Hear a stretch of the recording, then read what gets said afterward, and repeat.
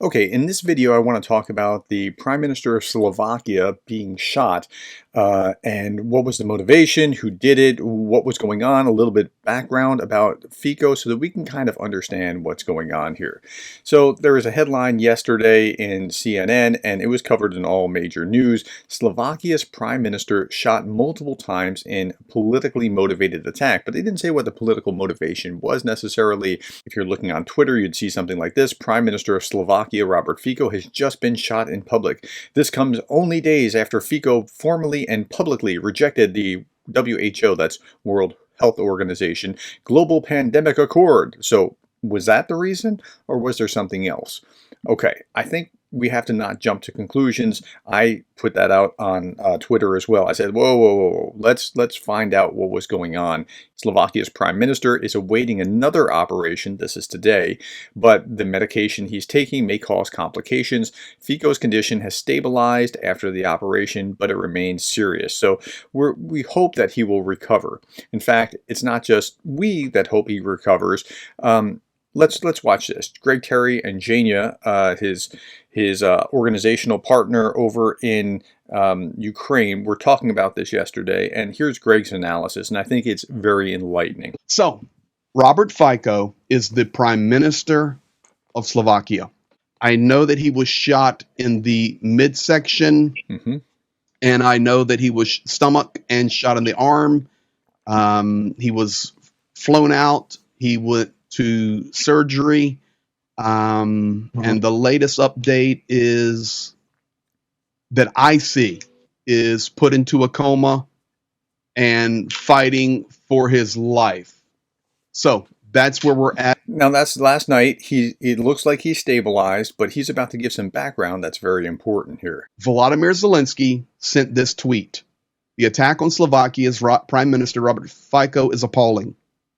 We strongly condemn this act of violence against our neighboring partner states' head of government. Every effort should be made to ensure that violence does not become the norm in any country, form, or sphere. Listen to that. Listen to the words. Violence. Any country, form, or sphere. That is a war president whose life has had at least 7 attempts on. Yep. And he writes those beautiful words. Good job, President Zelensky. We sincerely hope Robert Fico recovers soon and express our solidarity with the people of Slovakia. Strong, caring statement from President Zelensky, even on a nation and a prime minister and a government that here lately has not been so pro-Ukraine. No, it's been anti-Ukraine, and it's made its bones coming to power by being against Ukraine. And yet, that was Zelensky's take, which I applaud Zelensky for. He threaded that needle really well, where he was condemning this as well as simultaneously condemning all violence, including Russian violence. And here we go. What about the Slovakian government and Prime Minister Fico? The Slovak government blocked a new aid package to Ukraine worth 40.3 million euros. Fact. Fact number 2, Slovakia will not support Ukraine's accession to NATO. Fact 3, Fico publicly stated no more aid to Ukraine for the war effort. 4, Fico stated Western aid only prolongs the war and kills the innocent. Same thing as Orban and Putin. 5, fact. Right, those are just Russian talking points. It only prolongs the war. It only kills people. You just need to sue for peace now. That's Russian talking points. Said Russian sanctions hurt Slovakia. Look at Zelensky, though. Every effort should be made to ensure that violence does not become the norm in any country, form, or sphere. Thank you, Volodymyr Zelensky. But this is who he was saying the kind things about. Now, there is a journalist who has already come out and started doing the investigation. Wow. And I'm going to double whammy this. Wow. Looks like Slovak Prime Minister Robert Fico's reported assailant, writer Gerdes Centula, which is confirmed, was associated with pro-Russian paramilitary group Slovenský Branci. Their leader was even trained by Russian ex-Spetsnaz soldiers. Read more on at V Square Project. And there's his pictures. Okay. And there he is standing with the flag of that pro-Russian paramilitary group. So that's already came out. That guy's tweet went viral. And within just the last couple of hours, guys, it went viral. And then he came back and said, listen, this is what I believe to be true. I've researched it. I've got the photo, and he's connected. Now, before he goes on, I've also seen this morning somebody trying to show that he was connected to the Ukrainians. He was at a rally looking, trying to protest for Ukraine or something. I don't trust the channel on which that came, and I don't know where this guy came from, this particular tweet came from, but we just don't know yet. So don't jump to conclusions. Just think through this, just hear everything that needs to be heard, and then look at the sources from which they come and make decisions. Okay? Russia. I immediately went to Russian news. Right here. This is right off RT. Slovak Prime Minister Robert Fico, noted critic of Western approach to Ukraine conflict. Shots targeting the premier were also aimed at Russian-Slovak relations, a Moscow lawmaker said. And then some of the excerpts out of the articles I read in Russia were this. The identity of the individual who shot Slovak Prime Minister Robert Fico has become known. 71-year-old poet and ardent supporter of the Liberal Slovakia Party. The party, supported by the terrorist, is an ardent opponent of Fico, advocated active support for the Kyiv regime and the country's military involvement against Russia, actively promotes the liberal agenda of the West. Here we go.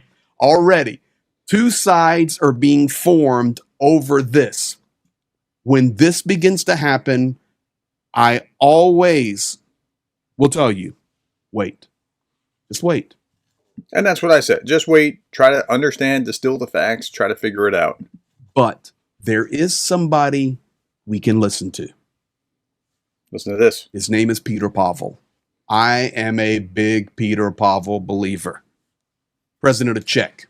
Here is his quote. And of course, all world leaders came out, Biden, everybody, even Putin, everybody came out. Sorry, this shouldn't be happening. But Peter Pavel, this is who you listen to, guys, if you want to know about the war in Ukraine. The attack on Robert Fico, regardless of his motives, fair enough, deserves condemnation, period. It should serve as a warning to us about how far deepening hostility and, listen, here it goes, guys, aggression in society can lead. I wish Robert Fico to come out of this incident without consequences. I suggest always try to look up Peter Pavel, president of Czech. He's a smart dude, very smart. I remind you, he is the guy 18 months ago that said, this war will be determined by November 2024. And I think it may be very possible he was right. Attack on Robert Fico, regardless of motives, deserves condemnation. Serve as a warning about deepening hostility and aggression in society. So, Okay, so that's Greg's take on this. We don't actually know what the guy's motives were, but let's look a bit more at Robert Fico. So this is the BBC, how Robert Fico rose to dominate Slovak politics. Robert Fico's ability to reinvent himself has kept him at the top of Slovakia's politics despite repeated scandals. Initially stunned by a sudden fall and swiftly replaced by the Prime Minister as his party protege, Peter Pellegrini, Fico appeared to be headed for the political wilderness after some scandals. After humiliating election defeat for their leftist Schmear party, Pellegrini abandoned him for forming a new center-left party, Hlas. But the COVID crisis created fresh opportunity for Robert Fico. He began appearing at mass demonstrations against center-right government's restrictions to counter the pandemic. Those demonstrations became increasingly unruly and ugly. Fico stood at the head of them, rousing the angry crowds with a megaphone in hand, even being arrested at one point. As COVID faded from the headlines, he found a new cause: Ukraine. The September 2023 election was won partly on a pledge to send not one more round of ammunition to Kyiv, promising to reverse the Slovak government's policy of arming Ukraine with artillery shells, heavy weapons, and even fighter jets. And after he won those elections, forming a coalition with Peter Pellegrini, the man who had betrayed him. In February, as the world marked the conflict's second anniversary, Mr. Fico reiterated his opposition to the West's policy of arming Kyiv. There was no military solution to the conflict, he said, and sending weapons to Ukraine would only fill more graves in the country's cemeteries. Russia would never relinquish Crimea or the parts of the eastern Donbass region it has taken, and instead Kyiv should lay down its arms and sue for peace, he said. Vladimir Putin, Mr. Fico said, has been wrongly demonized by the West. Reform of the criminal justice system included the abolition of the Special Prosecutor's Office set up 20 years ago to investigate serious crime. And so these are some of his reforms, including the national broadcaster, RTVS, is to be shut down in June and replaced with a new body and a new director. Mr. Fico said RTVS cannot be objective as it's in permanent conflict with his government. He doesn't like criticism, apparently. And this unsustainable situation can only be rectified by replacing it. Observers, including the opposition, the European Commission, and the European Broadcasting Union, have warned that this move would be a blow to media freedom in Slovakia. Now, there are media reports that the gunman, reported to be a 71-year-old man from southern Slovakia, had been motivated by the move to shut down RTVS. This has not been confirmed. Now, so is it that? Or is he pro-Ukrainian? Or is he doing this because of the World Health Organization thing not being signed? What's the answer? We don't actually know yet. So we have to be cautious. Meanwhile, Hungarian investigative journalists said the man had previously been associated with a pro-Russian paramilitary group, as Greg was just talking about. However, if 59-year-old political veteran Mr. Fico pulls through, he'll likely draw new strength from the attempt on his life, but his shooting propels the country into wholly uncharted territory. So that's what we know about Fico and his background, but we just don't know what the gunman's doing. So I'm just providing the facts as I understand them. Okay, last little bit. I thought this was really interesting. I saw this tweet and I thought, wow, Slovakia PM Fico predicted assassination attempt a week ago, blame pro-Kyiv media for stoking tensions. Said this, and I'm just waiting for this frustration, intensified by, and he names a bunch of parties, to turn into the murder of some of the leading government politicians. Now, I don't know that he was predicting his own assassination, but he's sensing the same kind of aggression that Peter Pavel was talking about here, this far deepening hostility and aggression in society, where it can lead.